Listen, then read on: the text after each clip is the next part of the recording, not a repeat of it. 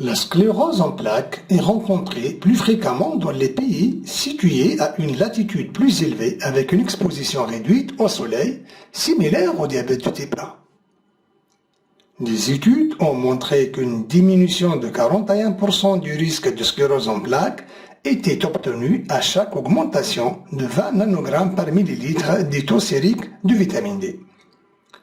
La même étude a rapporté que les femmes qui avaient un apport quotidien en vitamine D supérieur à 400 unités présentaient un risque réduit de 41% de développer une sclérose en plaques. Une étude utilisant des informations concernant la sclérose en plaques et les niveaux de vitamine D de grandes populations européennes a décrit qu'une diminution d'un écart-type d'un niveau de vitamine D génétiquement abaissé entraînait une multiplication par 2 des taux de développement de sclérose en plaques. Dans une autre analyse, utilisant des polymorphismes génétiques associés à la vitamine D, à l'échelle du génome, à partir d'une méta-analyse menée auprès de plus de 400 000 participants britanniques, une concentration accrue de vitamine D est associée à une diminution du risque de développer la sclérose en plaques. Les auteurs ont trouvé des preuves de l'effet protecteur du vitamine D sur l'obésité, le cancer du sein, la prostate et les maladies auto-immunes, métaboliques, cardiovasculaires et neuropsychiatriques.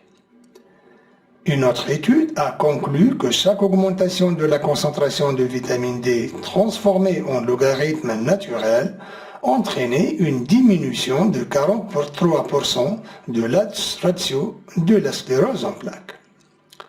La carence en vitamine D dans la sclérose en plaques stimule l'auto-inflammation du système nerveux central par la dérégulation des cellules T helper, des cellules B et des cellules naturelles killer, endommageant les neurones et les oligodendrocytes.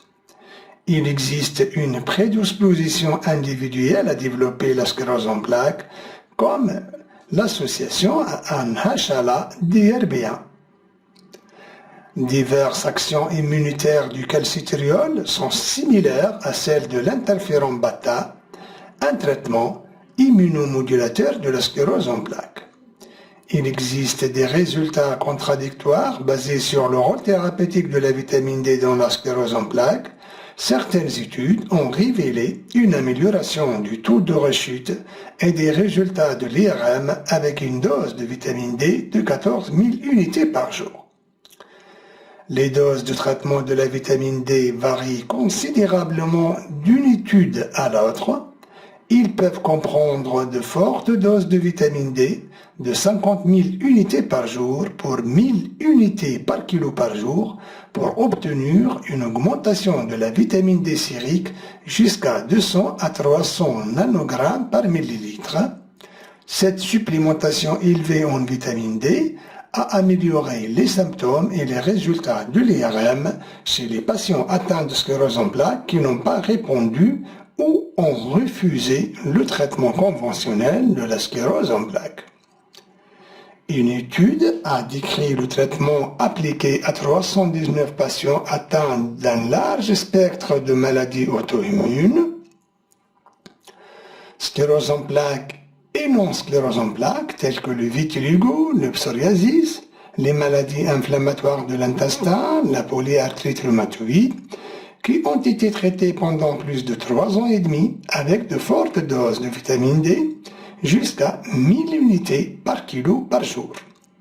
L'étude a démontré que ces doses étaient sans danger pour le métabolisme du calcium et la fonction rénale lorsque les patients suivaient un régime alimentaire strict et des recommandations et des restrictions, mais plutôt une hyperhydratation. Même s'il n'y a pas d'études contrôlées randomisées pour étayer l'innocuité de la dose élevée de vitamine D, une supplémentation avec des doses plus faibles de vitamine D jusqu'à 14 000 unités par jour s'est avérée contrôler l'activité de la maladie.